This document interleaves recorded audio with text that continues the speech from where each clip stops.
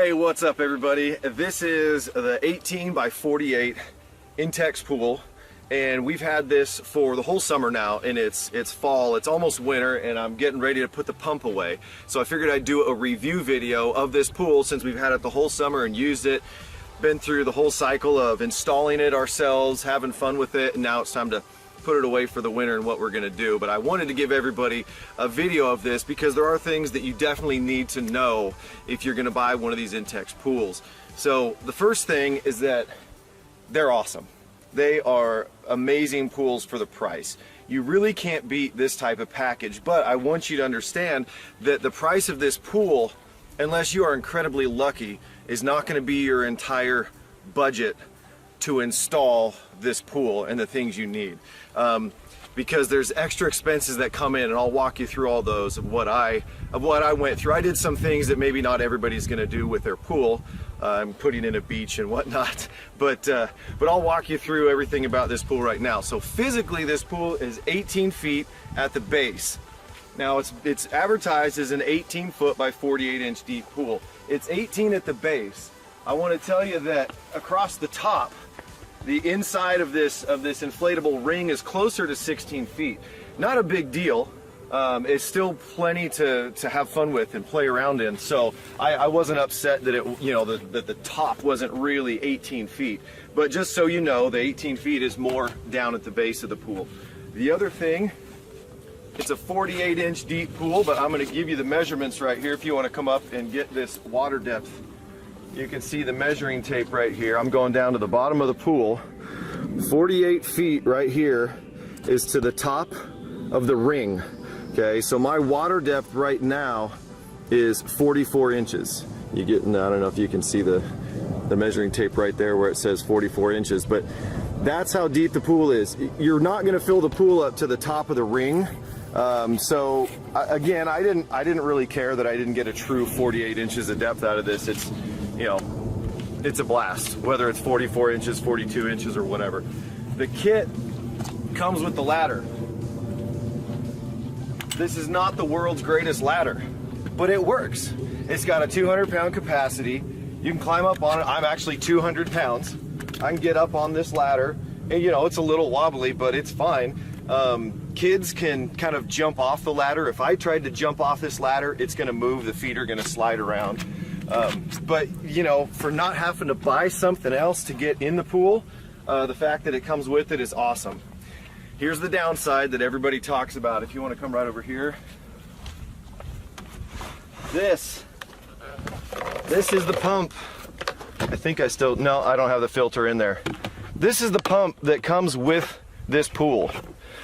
There's about 6,000 gallons of water in that pool. This pump cannot keep up. And everybody says that, everybody has that in the reviews, that the pump is really not sized correctly for the pool, but they want to sell it as a kit.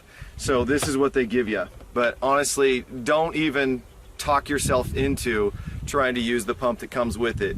Even if you fill this pool full of clean water from the get-go that was perfectly ready to swim in a matter of a few weeks, just from airborne particles and oils and things coming off of your skin when you're in the pool, this pump is not going to do it. So let me show you what I ended up doing. Right over here, and I'm about ready to take the canopy off and we'll get a closer look at it. But I've got a 1 horsepower Doughboy. The brand is Doughboy. There's a bunch of different brands of good quality sand filter pumps out there. And an AquaView 14-inch diameter sand filter. So the sand filter is essentially the media that's cleaning all of the water as the water comes out. And these are the Intex pipes. So the Intex pipes come right out of the side of the pool. And you'll have to buy a couple of adapters that if you go to a pool store, they should know the adapters that you need. If you tell them you have an Intex soft-sided pool, they'll know these hoses that come with the pool and be able to give you a couple of the adapters to fit into whatever pump system that you buy. But this thing right here did the trick. I'm gonna splice in a picture right now of what it looks like when you put well water, even though it was filtered well water, when you put well water that has a little bit of iron in it, and then you add chlorine to that water, I'm going to show you a picture of what happens right here.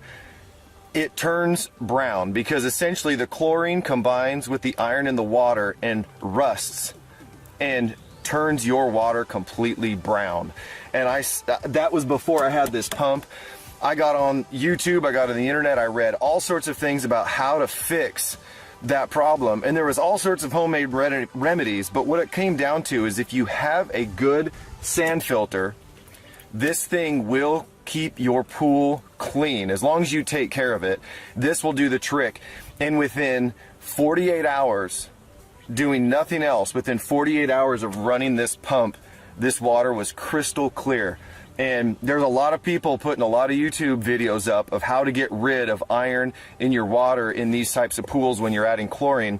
And a lot of homemade remedies that may cost a little bit less than a setup like this, but if you're gonna have a pool like this, you need a filter anyways that's gonna handle this much water. You may as well get something good. The other thing I want to do, I'm going to go ahead and cut right now. We're going to remove this canopy. This canopy I put up for the summer just to make sure that I didn't want the pump and everything being beat by the sunshine all summer long. But since we're getting ready to tear it down for the winter, I'm going to pull this canopy and then we'll cut back. All right, so we just pulled the canopy off this, and I want to show you the top of this pump here, because if you're going to get a sand filter, you can get a less expensive sand filter that's, I don't know, you can get into them for maybe $250, right around maybe $300 for the filter. Your pump's going to be different powers, and here's the biggest thing that I learned is that this is a, what is this here? I think this is a 7-position, yeah, this is a 7-position valve on top of the pump. So filter, pump to waste, closed, backwash, recirculate, filter to waste, and then winterize.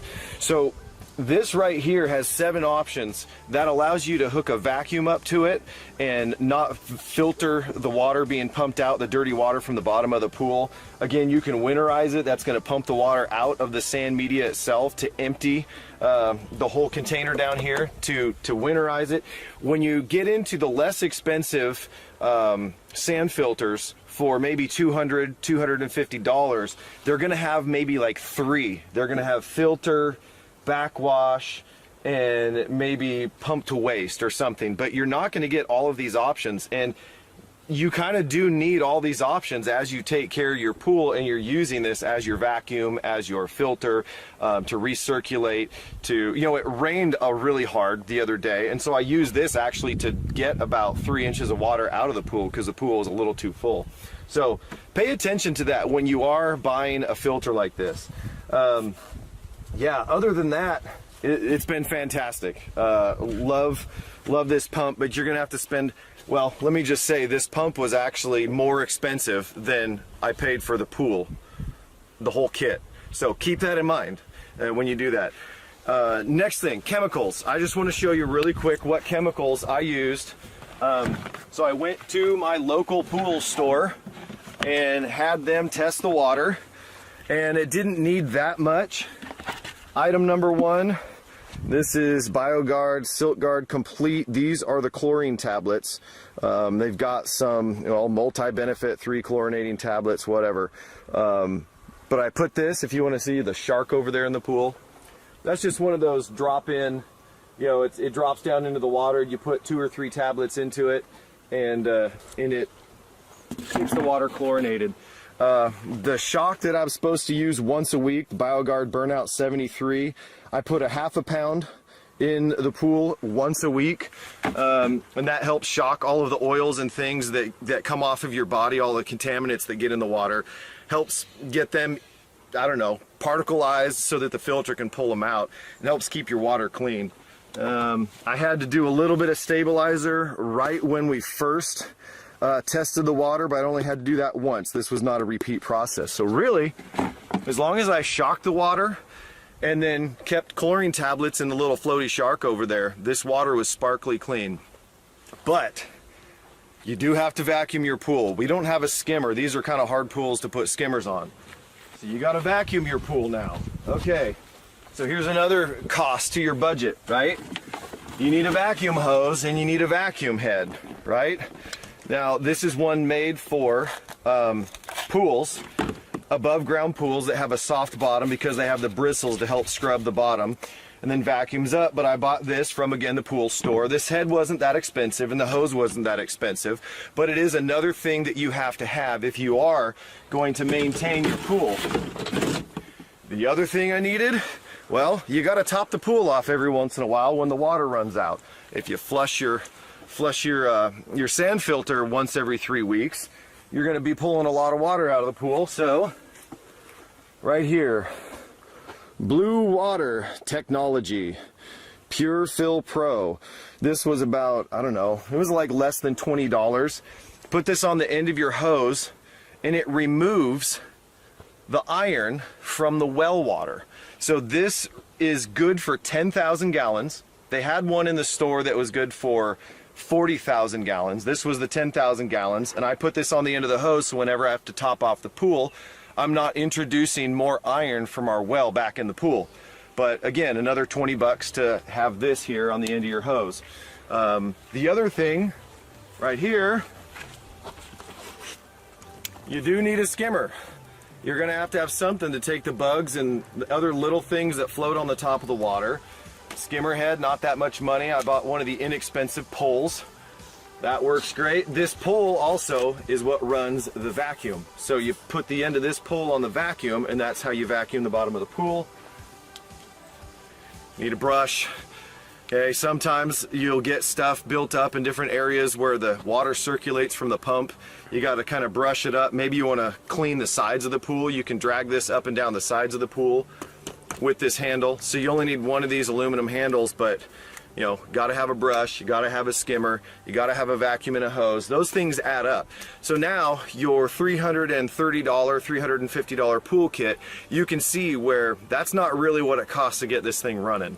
The last thing that I did was I trenched from the shop up there. I trenched down a power line for the pump and a hose line so we could have water right here at our pool, which is very handy. You can wash your feet off, you can spray the hose off, you can you know, top the pool off without having to run a hose all the way from the house up there. So that one right there is critical to have water and power at your pool. I didn't have it close because of where I decided to put the pool. So that was, you know, renting a trencher, getting the power line to put in the ground, direct burial power line, getting the flex water line to run down there. And then the last thing we did, if you want to film the sand here, we've got sand. I figured if we're gonna have a pool, I wanted a beach. I wanted my own beach. So this is a full dump truck of sand. It was 12 yards, about 15,000 pounds is what a dump truck can hold. And I had them deliver it. Sand is pretty cheap here in Oregon where we're at because we're only about an hour from the coast. I don't know, maybe it's more expensive if you live in the Midwest, I don't know. But sand's pretty cheap. I bought a dump truck of it.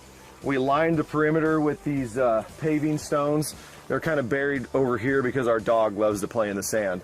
But this was a ton of fun because even if, you know, my sons and their friends are in the pool, I could come in a lawn chair and sit here and have a drink in the sunshine and, you know, feel like I was really at the beach. So this was kind of like my treat, but our dog loves it, and our kids, you know, they liked doing long jump, things like that into it. So it serves lots of purposes, but that was an extra expense as well.